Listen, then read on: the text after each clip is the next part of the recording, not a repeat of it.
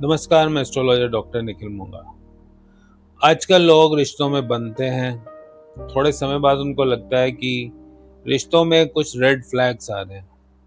Red flags means warnings, कुछ symptom, कुछ signal, कुछ संभावनाएं जो जीवन में परेशानियां ला सकती हैं रिश्तों में। और कई बार हमें पता नहीं होता कि सामने वाला जो व्यक्ति जिसके साथ हम संबंध बना रहे हैं, रिश्ता बना रहे हैं, वो व्यक्ति हमारे लिए उचित है या अनुचित है।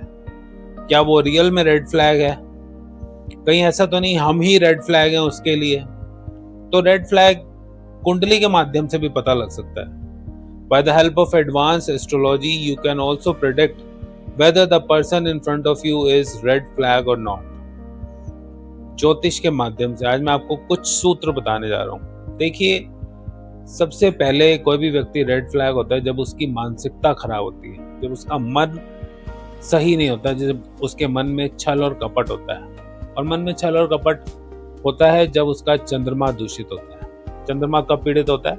चंद्रमा पीड़ित होता है जब वो राहु के साथ आ जाता है। राहु के साथ आने पे कुंडली में वो चाहे किसी भी भाव में बैठा हो, अगर उसका चंद्रमा और राहु का संबंध बन गया, और संबंध कैसे बनेगा?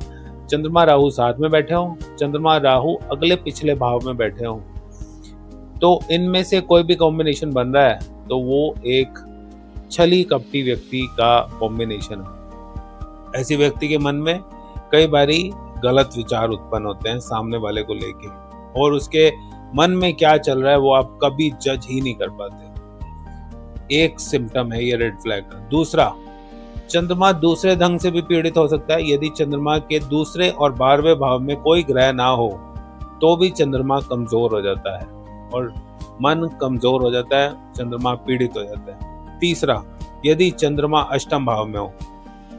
उसके बाद चौथा, यदि राहु और केतु प्रथम और 7वें भाव में अगर हैं, फॉर एग्जाम्पल यदि प्रथम भाव में राहु है तो सप्तम में केतु होगा, यदि प्रथम में केतु है तो सप्तम में राहु होगा। In both the cases there is a possibility of cheating, there is a possibility of tendency of cheating in the person. ऐसी व्यक्ति के अंदर चीटिंग टेंडेंसी होती है। कुंडली के यदि पंचम भाव में भी राहु है तो भी पॉसिबिलिटी बनती है कि आपका पार्टनर आपके साथ चीटिंग करेगा।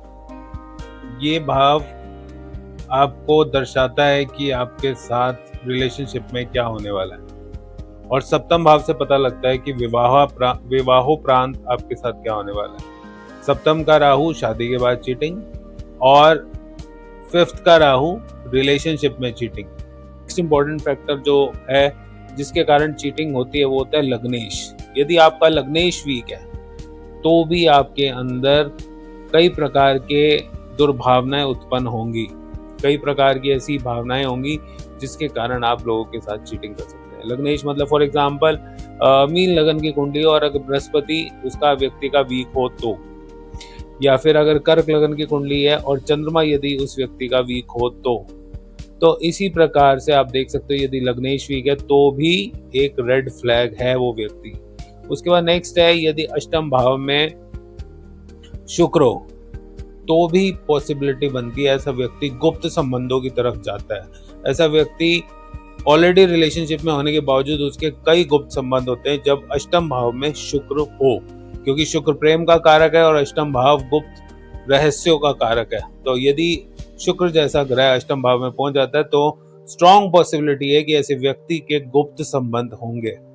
तो आप देखिए आपकी कुंडली में जिस व्यक्ति का आप देखना चाह रहे हैं कि वो रेड फ्लैग है या नहीं है, उसकी कुंडली में देखिए कि फर्स्ट और 7th हाउस में इनमें कहीं राहु या केतु तो नहीं है, उसका लग्नेश वीक तो नहीं है, उसके अष्टम भाव में शुक्र तो नहीं है, और उसका चंद्रमा की क्या स्थिति है। ये सब चीजों को देखिए, और अगर ये सारी प्रॉब्लम एक ही कुंडली में नजर आ जाती है इज अ रेड फ्लैग। और वो हो सकता है आपको कहे कि आप रेड फ्लैग हो, बट एक्चुअली वो रेड फ्लैग होगा। Stay alert.